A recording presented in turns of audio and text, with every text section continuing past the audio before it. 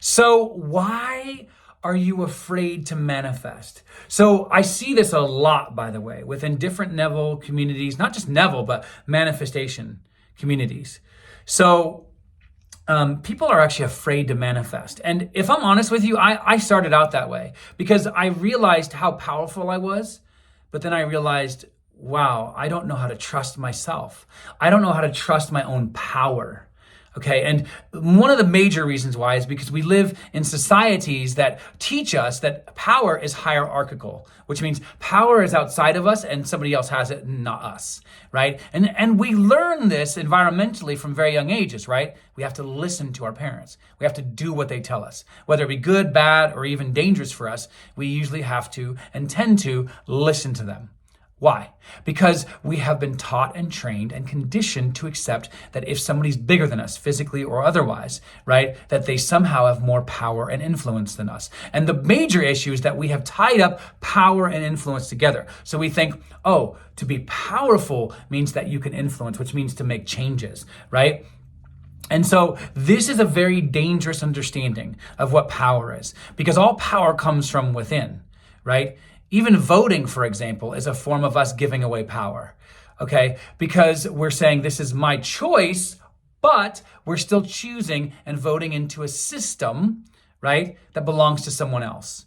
Now, I'm not giving you my political view on voting. I'm using that as an example to show you how power distributes, how power works. And for you to fully understand that, and why that you need to understand that, is because if you learn that power is outside of you and that you're always giving it away and you're not aware, then the first thing that you're going to be afraid of is realizing that if I don't understand what it means to be powerful, then I'm constantly giving it away. And I'm going to feel like I am basically the weakest person in the room, right? Because that is ultimately our biggest misunderstanding. You never can give power away unless you choose to.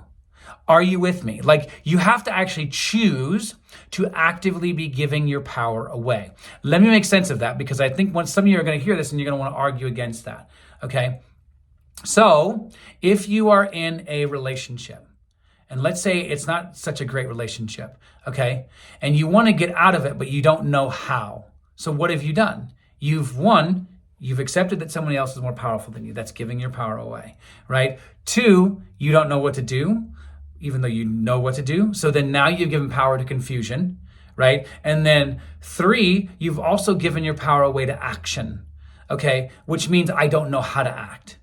So everything is outside of you now, right? I don't know. So you've disempowered yourself by thinking that power is outside of you. Okay. And so this is extremely dangerous and can put you into not very good situations. All right. And so Scripture says that power is always flowing from heaven. Okay. Or that power is flowing from God. Or it uses the metaphor of God having a strong arm, right? And so these are just biblical esoteric metaphors of power, but power being internalized. Okay, so this also means that if you fear your own power, you've been taught to fear it. You've been conditioned to fear it. You've come to believe that you have none of it, or that you need to go beg someone to do it, or that you need to go beg your boss for money, or whatever it is. So this is also a self-trust issue. That means you've also been taught to not trust yourself. Okay, it's like the Marianne Williamson quote says, which is true. We don't fear our darkness. We fear our light. We fear our ability to actually overcome hard times. We fear our ability to actually get what we desire because we've been taught we don't deserve it, or that we have to earn it, which is yet another form of giving away our power. And so the reason why that we fear our power is because we don't believe we have any. Because we've been taught that you don't, that we always have to be mediated, right? And what does Neville say? Don't ask for permission. That means you don't get mediated. You don't ask for somebody else to give you something, right? Because every time you do, they're mediating you with their power.